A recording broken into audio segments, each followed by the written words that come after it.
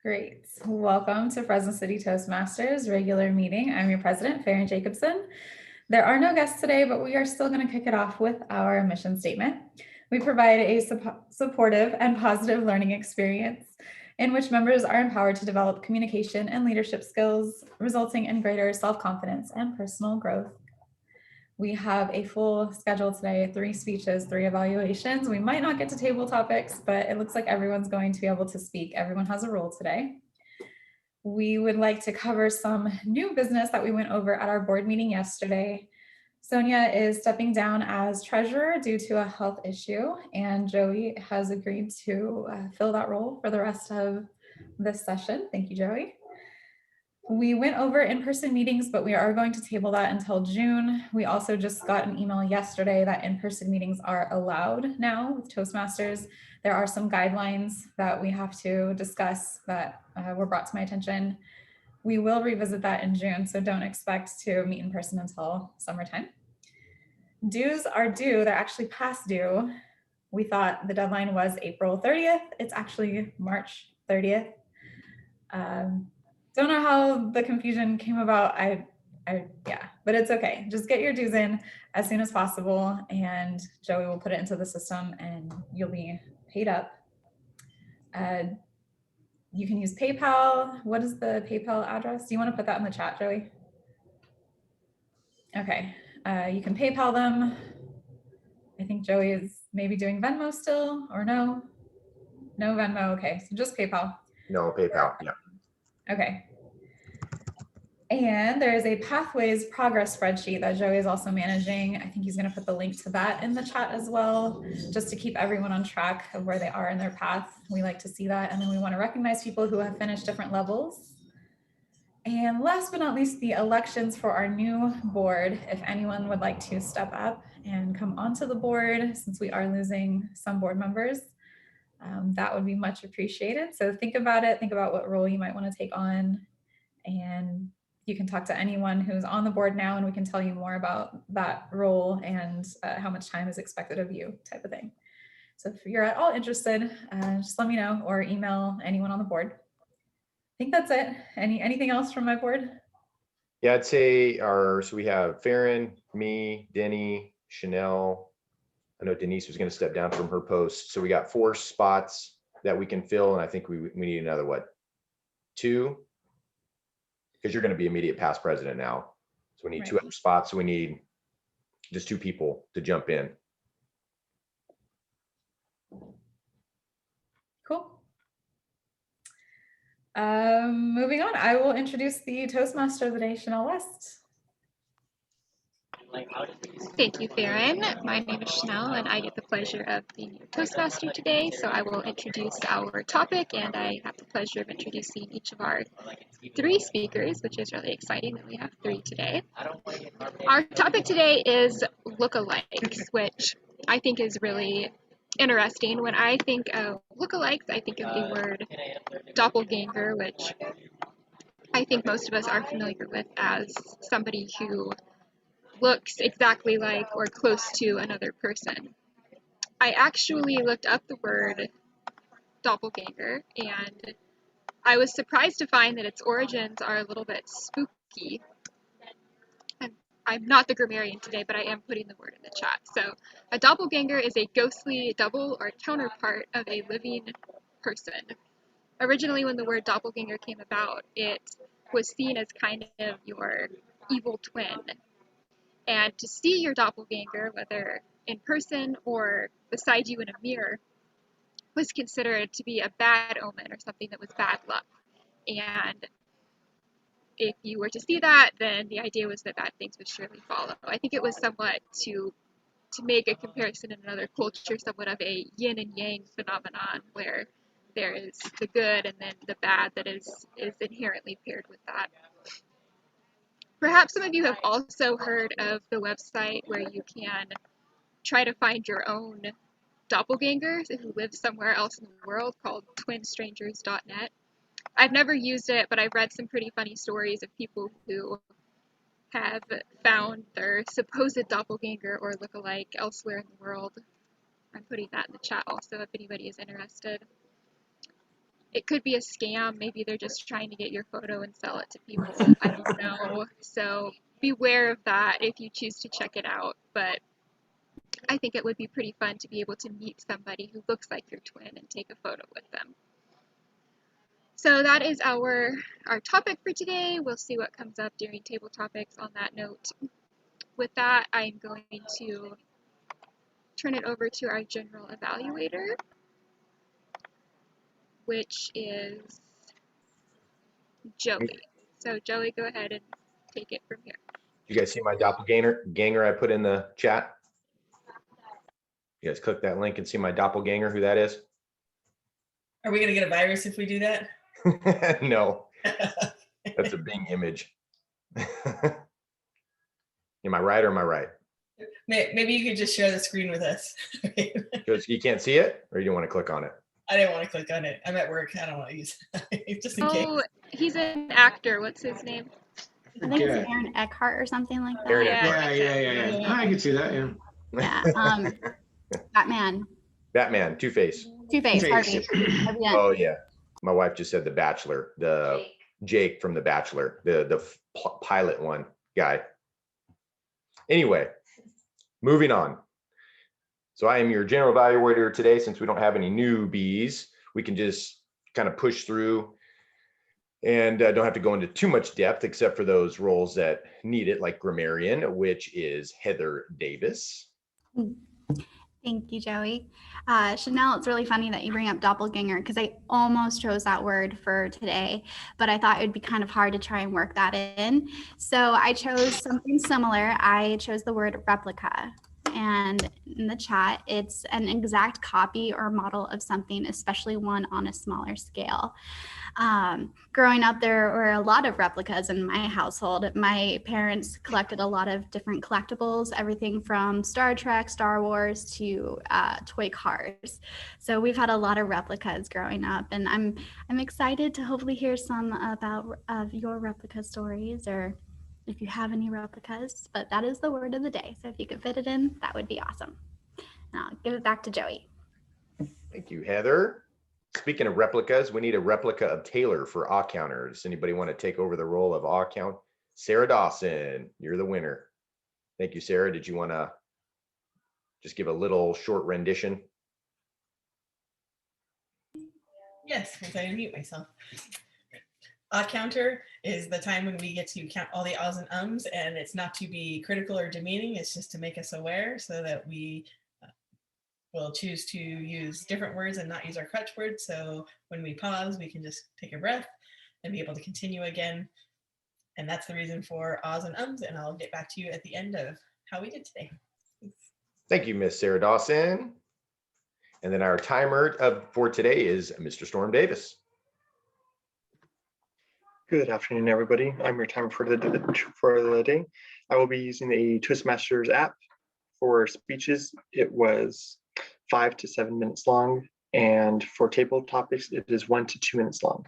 This is the app. I will hold it where you guys could see the numbers. The colors do not come through very well in the camera, I've noticed. And that's it. Thank you, Storm. And then our Zoom master of the day is going to be Farron, Miss Farron Jacobson. Thank you, Joey. I'm recording and I'm going to do my best to spotlight the speakers and the evaluators as we're presenting so that it looks cool on YouTube. Thank you, Farron. Way to wrap that up, everybody. Great work. And we'll be doing our evaluations of this meeting. And I want to turn the table back over to the podium, back over to Miss Chanel West, our Toastmaster. Thank you, Joey. Without further ado, I would like to introduce our first speaker today, who is Farron, right? Yes. Our first speaker has been in Fresno City Toastmasters for 3 years and currently serves as club president. She is enjoying going through the engaging humor pathway because she has learned to make light of hard situations and banish tears with laughter. Here to present her speech titled Matchmaking Mentors is Farron Jacobson. Please welcome.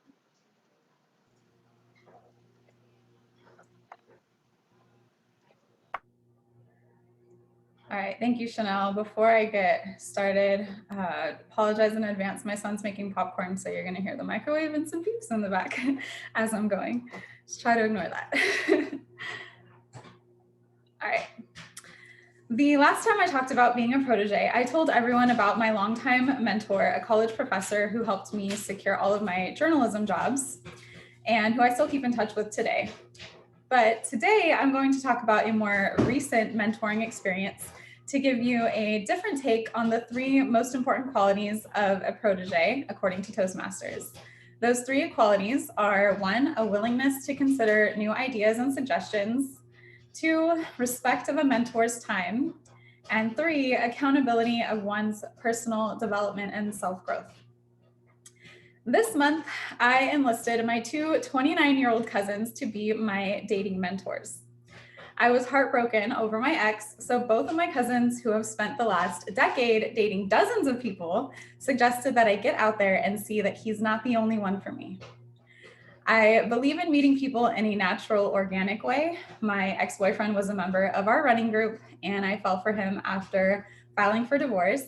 We had great conversations when we ran together, and we developed a really solid friendship and then became a couple. My cousin's attitudes, however, were, oh, that's a really cute fairy tale, but that's not how things go in 2021.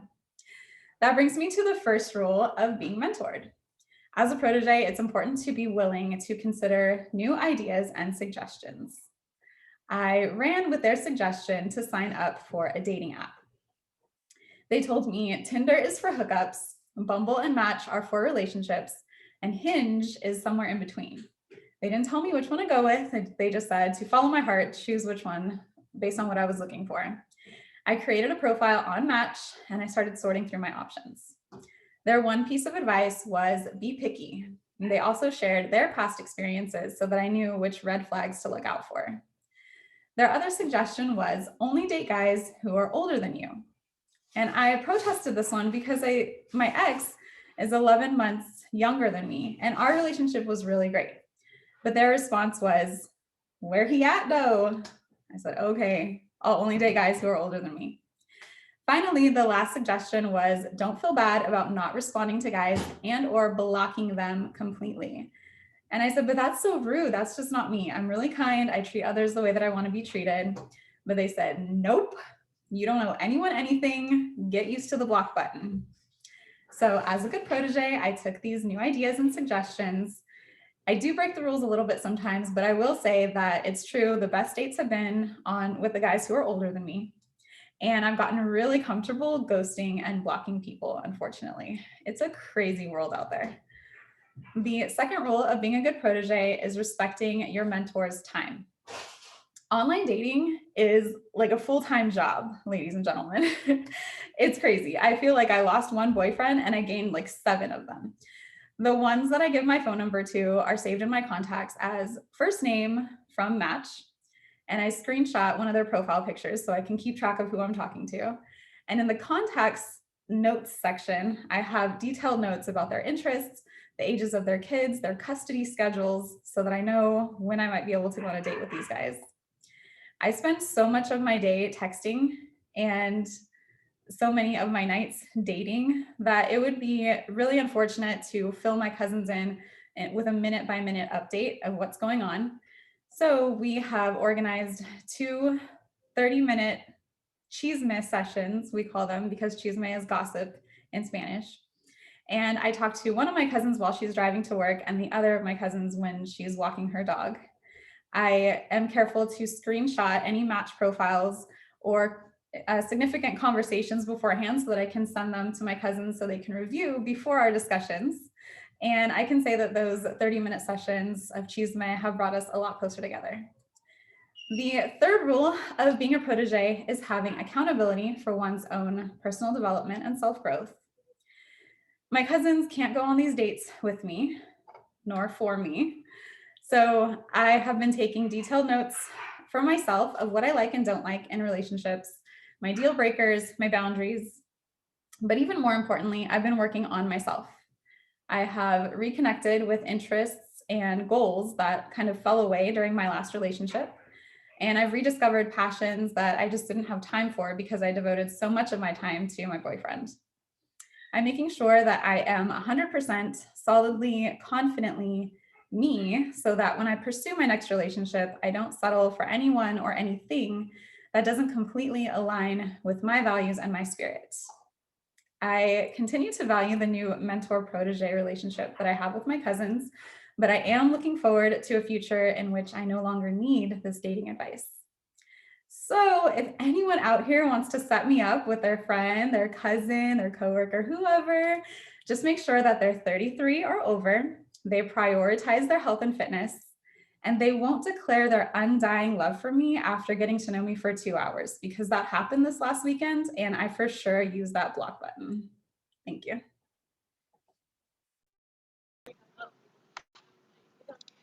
Thank you, Farron. I wish you good luck. I've also tried my hand at the app dating and I haven't had any success so far, but I'm not giving up. Okay, now we are going to welcome our next speaker, who is Heather Davis. She is giving her third speech. Heather will be doing a practice run with you all for a professional presentation she is giving next week. She hopes that she can smooth out her worries and anxiety with friendly faces. Thank you all for listening, and please welcome Heather. Thank you. Can I share my screen? I have a PowerPoint presentation. Yeah, you're a host now. Okay, thank you. Okay. Let's see. Okay. Can you all see my PowerPoint? Okay, let's get going. Okay. Hi, everybody. My name is Heather Davis. I work for Hines Hospice as one of the volunteer coordinators.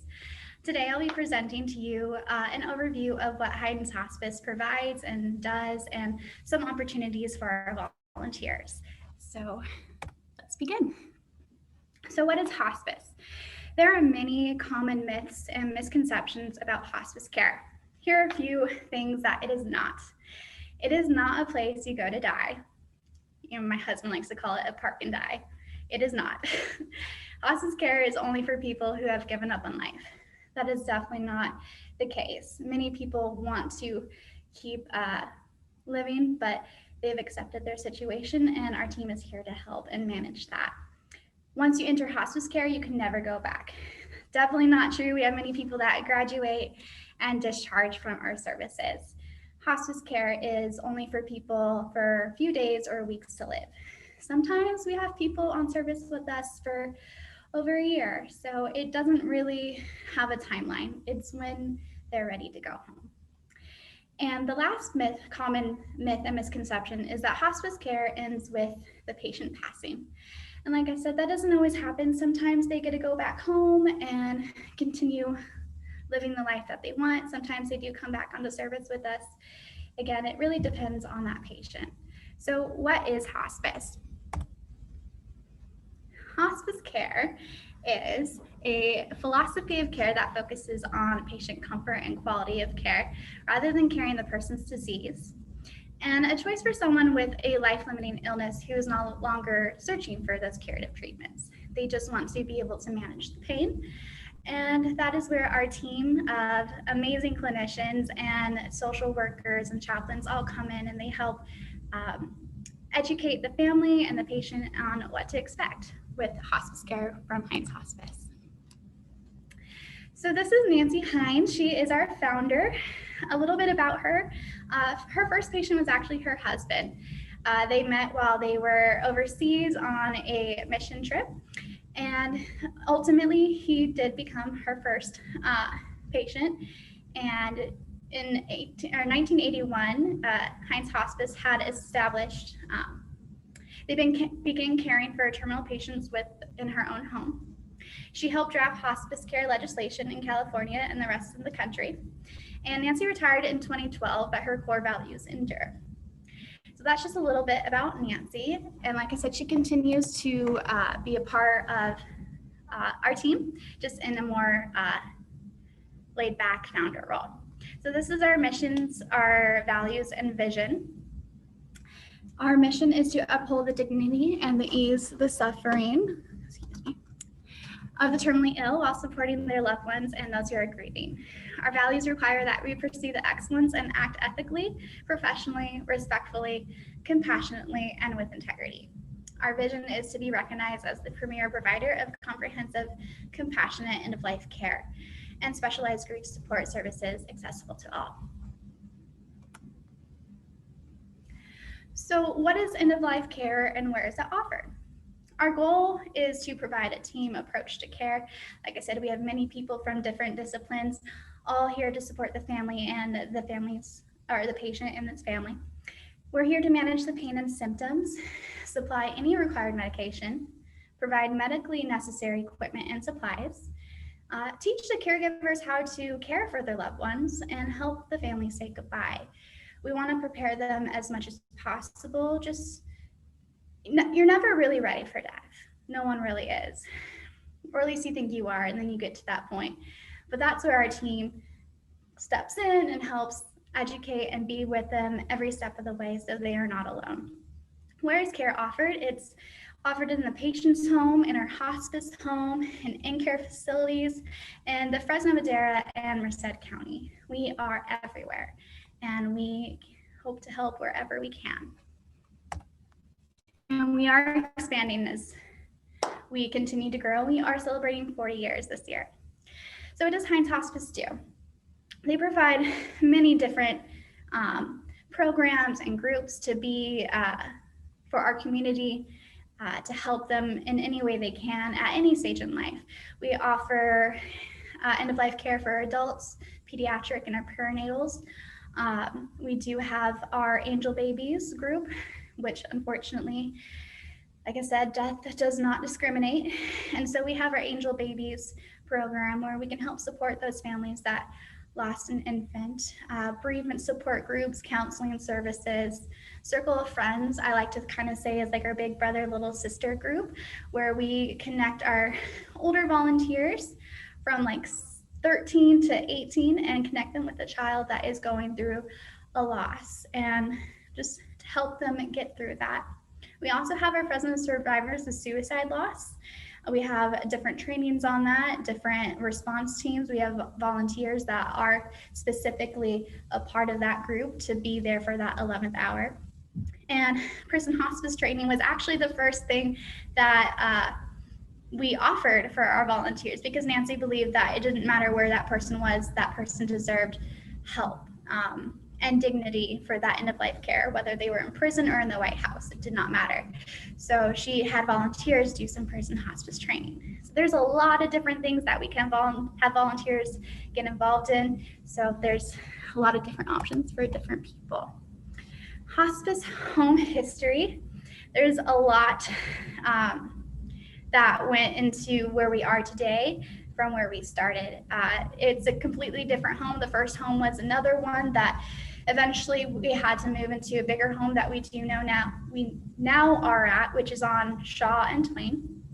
It has up to 6 beds, so we can care up to 6 patients at a time. It's been remodeled to make it feel like a home and not like you're at a hospital. That was the biggest thing, was Nancy wanted you to feel like you were home and not somewhere that was far from home. The first hospice staffs were volunteers.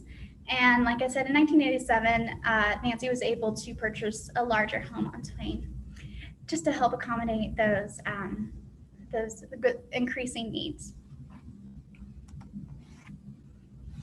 So how can you volunteer? We have many different ways, but here are some of the popular ones. We have patient care volunteers, where you can be a companion with a patient and provide respite for caregivers. We have thrift store volunteers. We have 3 different thrift stores, Clovis, Madera, and Chowchilla.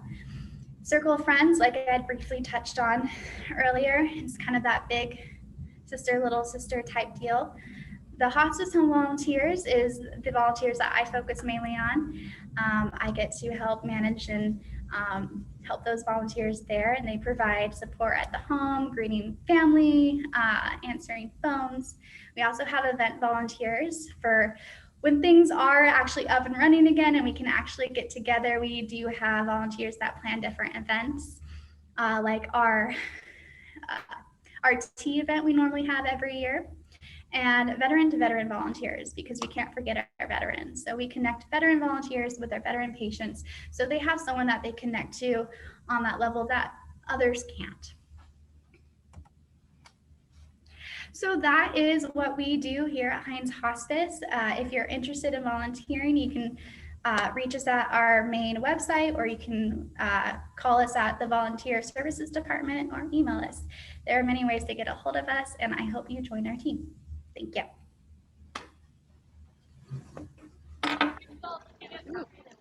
Thank you, Heather. You packed a lot of information into that. I'm one of those who didn't really know very much about Hines Hospice at all outside of shopping at the thrift store, and I think that I can see how it's a very important role to play in the community, and also a really important ministry to be with people who are possibly reaching the end and at that point in their lives.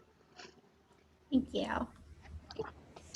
Okay, now we are going to welcome our third speaker, Ty, who will be giving his first or second speech, I can't remember.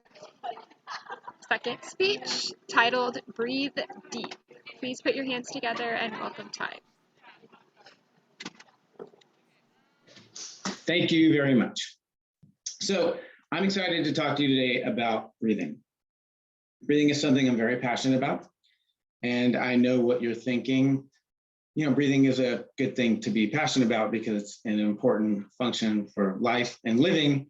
And if you've ever been without it, it can be very scary. Like, you know, getting the wind knocked out of you or something. When I talk about breathing or breath, what I'm talking about today is Wim Hof and the Wim Hof Method. Let me see your fingers and hands if you've ever heard of Wim Hof. Okay, we've got a couple. Farron, I'm not surprised at all. Let me see your fingers and hands if you've ever practiced the Wim Hof Method. Awesome. Okay, so we've got a couple people. I'm going to give you a brief who, what, how, and why of Wim Hof, starting with who is Wim Hof. For those of you who don't know, Wim Hof is a Dutch extreme athlete. He's also known as the Iceman, or some people call him the human icicle, because he is known for being able to withstand freezing temperatures. He holds a lot of records for various feats of cold immersion, about 26 of them. These include climbing Mount Kilimanjaro in his shorts, running a half marathon above the Arctic Circle in his bare feet, which is pretty nuts. He's also stood in a container while covered with ice cubes for about 112 minutes. And he also holds a record for the longest ice bath, which is 1 hour, 52 minutes and 42 seconds. And he is widely known, or he's famous for swimming under ice sheets in the icy lakes of Finland, where, you know, he can hold his breath for quite a long time. And he is widely known for regularly taking cold showers, which is a part of his method. So he has taught thousands of people around the world how to do this. He has retreats where you can go and get training from him personally. He has a lot of books on the subject, and he also has an app to help support and promote his methods of breathing. So this leads me to the what and the how. So what is the Wim Hof Method, and how do you do it? So the Wim Hof Method is based off 3 principles or 3 practices. One is commitment, the second is cold therapy, and the third is a breathing technique. So I'm a person who doesn't mind the cold. I actually really like the cold, but, you know, not in the morning. For me, I actually hate it. I used to do Wim Hof very early in the morning, but it got really cold this year, so I couldn't do it in my garage. So I kind of have taken a break from it. But I'm going to talk about, I'm going to concentrate more on the breathing method today. So how do you do it? Is basically you sit in a comfortable place. You want to be somewhere safe. You take 30 quick, deep breaths, inhaling through your nose, exhaling through your mouth, getting into a rhythm. Then you take a deep breath and exhale and hold until you need to breathe in again. And then you inhale and hold for as long as you can. I've gotten up to about a little over 3 minutes with sometime, it's about the average, which can be, sounds like a long time, but it's really not. I will typically repeat this 3 to 4 rounds, depending on how I'm feeling or how much time I have. I use an app that has Wim Hof's voice to guide you through. And this app will track your progress. It shows you how long you've done it, how often you've done it, and how long you've been holding your breath. So like I said, the longest I held it was like 320, I believe. So, which is, that's pretty good, I guess. On to the why. Why would I do this? What are some of the benefits of the Wim Hof method? It is believed in some circles that some of the benefits are things such as boosting your immune system, improving your concentration, giving you a heightened focus and determination, improving your overall mental well-being, increasing your energy, better sleep, reduce stress levels, and also just increased willpower by committing to this practice. Because, if you do this for a while, it gets into the rhythm, it becomes a habit. And, that commitment is pretty awesome if you can do it that often. Obviously, with all things, there are people who critique and kind of feel like some of these benefits are overstated. But for me, I do find benefit in it. And there are some studies that kind of support the things that he's promoting. There was a study by a doctor named Dr. Otto Music. So I think I'm saying his last name correctly. And he's an associate professor with the faculty of medicine at Wayne State University. He used an MRI and a PET scanning device to look into Wim Hof's brain while he engaged in this practice. He wore a special suit that circulated cold water around his body to observe his cold tolerance. The two things that the doctor discovered was that Wim Hof had the ability to manipulate his physiology and tolerate the cold. So he was able to increase the activation and thermoregulatory areas of the brain and drive heat generation to protect his skin and extremities from cold damage. He was also able to increase the chemicals in his brain called the endocannabinoids, which create a sensation of euphoria to help numb the pain of the cold. For me, I do feel this practice has added value to my life. One, I enjoy doing it. I just enjoy the actual part of doing the breath exercises. It is a form of meditation for me. I'm usually thinking about something else when this happens, thinking about my day and whatnot, and, breathing in the air. What I've noticed is when I work out or I participate in intense cardio activities such as trail running, hiking, CrossFit, or mountain biking, I have such more control over my breath, and I have an increased stamina because I am able to regulate my breathing. I feel like I can generally just breathe deeper when I'm actively practicing this. So I encourage you to look up Wim Hof, maybe give it a chance. His app is free. So I hope that you will take my advice, try it out, and breathe deep. Thank you.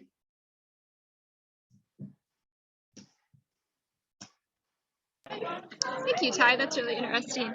I had never heard of that, but I'm definitely going to check it out. So we have about 4 minutes left for table topics, so we can go ahead and do that. I think probably only maybe 2 or 3 people will be able to go, though. If Ty, you would still like to take that on. Sure, thank you. I actually had a couple and so listening to Farron's speech, I kind of changed it. So I changed it on here, so I'm going to put it in the chat. Okay. That can be it. All right. So my table topics were, have you ever had your heart broke? How did you get over it? Or have you ever had to break someone's heart? And why? That sounds kind of personal, but I think we all, I think everyone here has been in love at one time or another. So does anybody want to participate? Maybe not. Okay. I do have other ones I can add in here if needed, since it doesn't look like anybody wants to participate. Sorry, can I repeat the questions or put them in the chat box? Oh, I think I did, didn't I? Oh, wait, I think I actually directed that just to Chanel myself. I'm sorry. Let's see. Sorry about that. Okay. Thank you. All right. So have you ever had your heart broke? How'd you get over it? Or have you ever had to break someone's heart?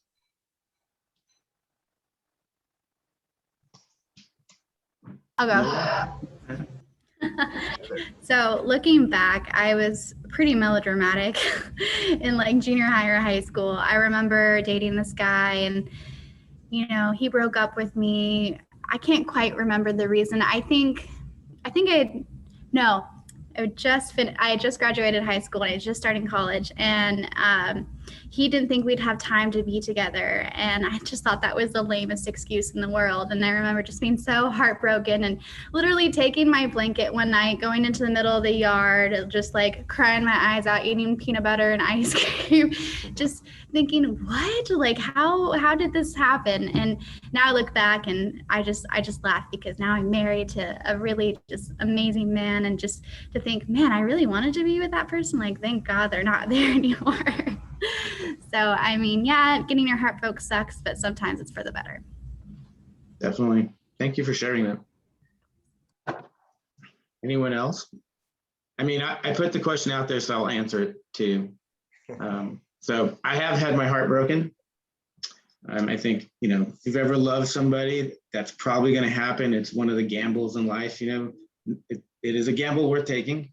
You know, I was with this person for 13 years, and, you know, to find out your relationship kind of comes to an end, you know, really what it for me was kind of a rebirth, because I woke up one day in an empty house, you know, that was full of life, you know, for a very long time.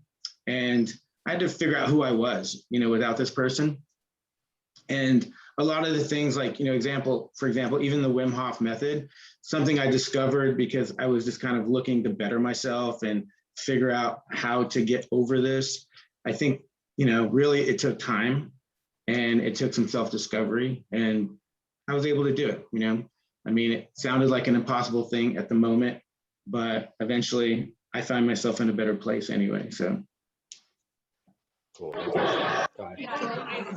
And it is, thank you, Ty. It is 12:43, so we're going to have to move on to our evaluations because we have 3 of them. But I think that's a really interesting topic, so we should table it and maybe continue next week so we can hear from everybody.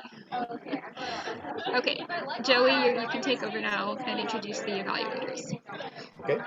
Thank you, Chanel. And I am the first one, I believe. Let me just check the. Yep.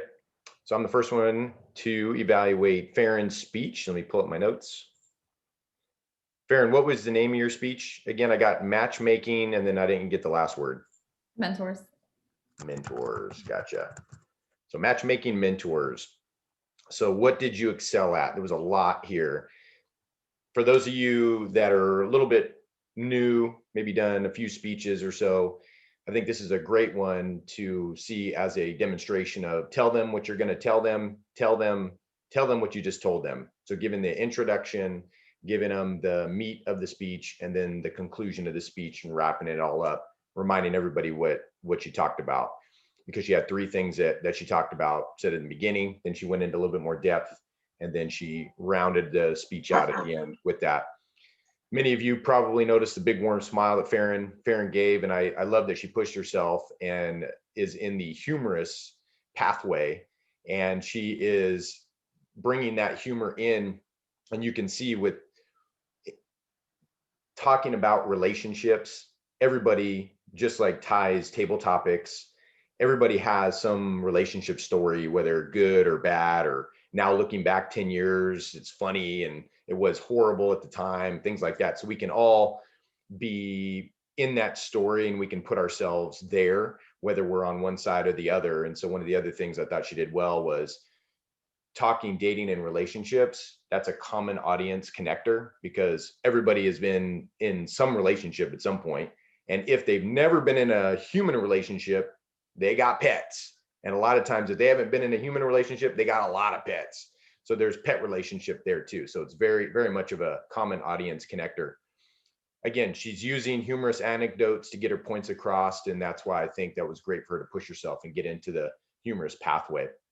She also, what's great for the audience is she's built a lot of value and entertainment using humor. She's built an SOP, or a standard operating procedure. She's in the midst of it, an experiment, a dating experiment in the current tech world.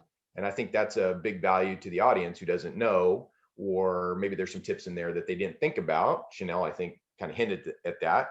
Maybe there can be some notes that are exchanged there for some of us that are in that current world, and to make better the situation, because from what I hear, it's a jungle. So I think she did a lot of great things very well. What you may want to work on, I think you did great. And if I'm going to be picky, just maybe using more hand gestures in your speech.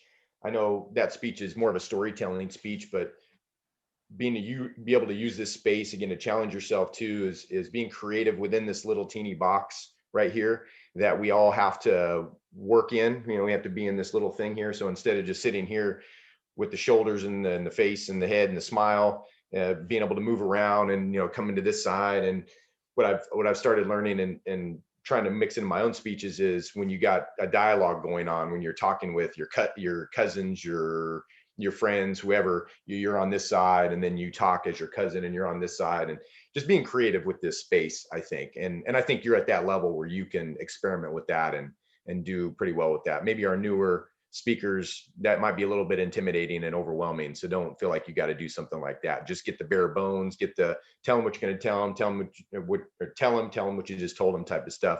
And then later, when you get a good grasp of that, then you can start being creative around this space. But another great speech from Miss Farron Jacobson. Thank you, Joey. All right, and that's back to me, I guess. And then our next evaluator of Heather Davis's speech is Miss Denise De Benedetto. Thank you, Joey. Heather, I don't think it's a coincidence that I was your evaluator today. Hines Hospice holds a very special place in my heart. I've been a recipient of services by them, and I'm also a volunteer. So I feel I'm qualified to evaluate your presentation. I'm going to start by saying that you provided a lot of information. I think in this particular genre, or for this virtual setting, that having a PowerPoint presentation is a really good idea. Death and dying is really uncomfortable for a lot of people. You know that. And I think it gives those people who might not be ready to look you in the eye and think about dying, that gives them another focus. So I think that's a benefit. I really don't have any, I don't know your situation, your audience, I guess. I would imagine that their first time kind of being presented with the idea of dying. And your smile and the fact that you kind of had like an upbeat presentation is probably more comfortable for them, definitely. The only things I can really touch on improving is when you start, take a breath and watch your hands, because you put them in front of you and almost felt like a really, like you were really uncomfortable, which of course we're uncomfortable. That's why we're here. But just be aware of that, like try to notice that. And then just kind of speed down your speech a little. I know you had time restrictions here. I don't know if you will at this event. If you don't, just say what you're going to say a little slower, and I think you'll do great. There is something for everybody to do at Hines Hospice, so bring that point home, like if they like kids or whatever. But it's great. You did a great job, Heather. Thank you, Denise. And I thought you were a volunteer. I've seen your name. We'll have to get connected. Angel Babies and the Lost Team. Oh, okay. Well, we are glad to have you. Thank you, Denise. Yeah, beautiful. And on the breath side of things and Wim Hof, and since we're on the subject, one of my favorite things to do, I still do it, but did a lot earlier in Toastmasters, is the inhale. You inhale for about 6 seconds, and then you exhale really slow. Try and exhale. They say like you're breathing out of a straw for 13 seconds, at least 13 seconds. And what that does, you can almost feel your heart rate start to shrink and really slow down. I actually did that with my life insurance. I got my life insurance cheaper because they had the arm pressure cuff on me. And while he was doing it, I was doing it secretly because I'm not supposed to do that, I guess. And I was doing it, and I brought my blood pressure way down. So it works. So good, Heather. Thank you for the advice. I definitely will, because I can hear my heart. we all can hear our hearts when we're speaking. So good work. All right, for Denny Mason is our evaluator for Mr. Ty Martinez's speech. Denny. Hi, Ty. Good job on your speech. Thank you. I had not heard of that method before, so that was interesting to me. You did a great job explaining what that method is and giving us lots of information about it, the benefits to it. You gave me some reasons for looking into it, which was good. You said it's going to raise my immunity, my concentration, my mental well-being, and I'm going to sleep better. Those are all great reasons for getting involved with that, or finding out more about it at least.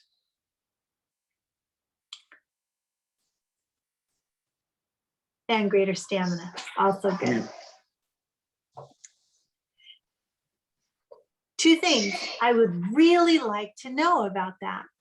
One is, you mentioned an app a couple of times, and I'd love it if you gave me the name of that app in your speech as part of the speech.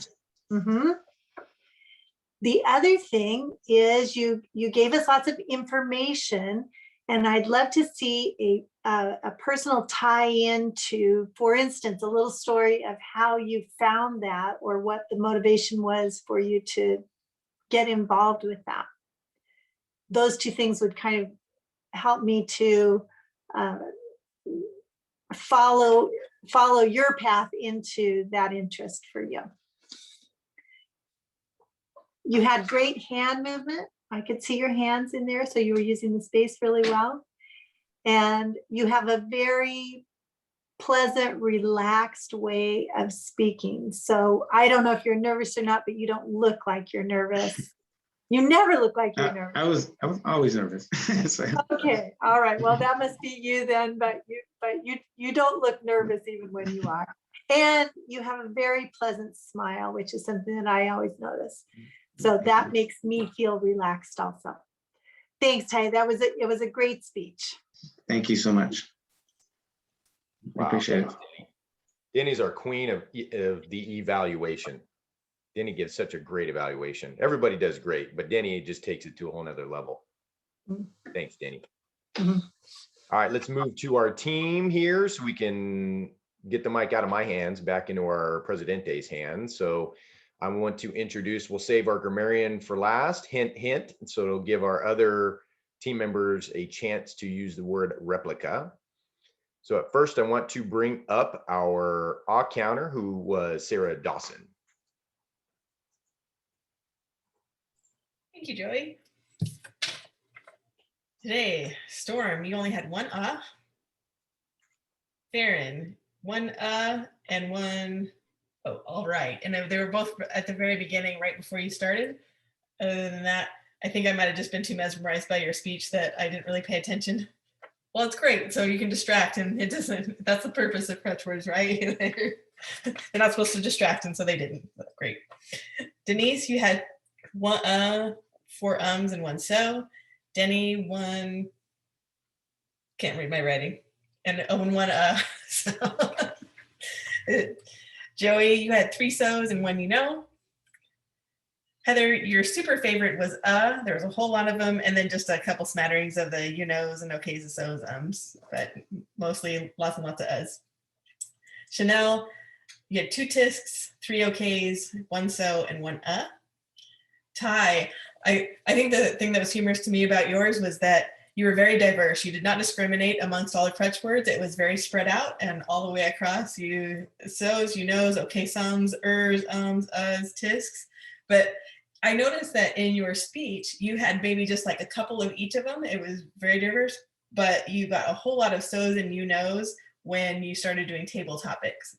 Maybe just paying attention to that. And it is, yeah. I actually completely forgot about that. Yeah. Okay. Yeah, that makes a complete sense. And I wasn't paying attention if I had any. If I did, you can tell me. So thank you very much. And back to you, Joey. Great one, Sarah. That was good. Very thorough. We like that. And I will bring up Mr. Storm Davis for our time. How do we do, brother? All right. Something interesting happened with as I was timing. So there was a little hiccup, but I think I managed to do it. So let's see, we had 3 speeches. Farron was I believe it was our first speaker. She did it on her experience on dating. Awesome. I mean, it's very authentic. You came in at 5 minutes, 34 seconds.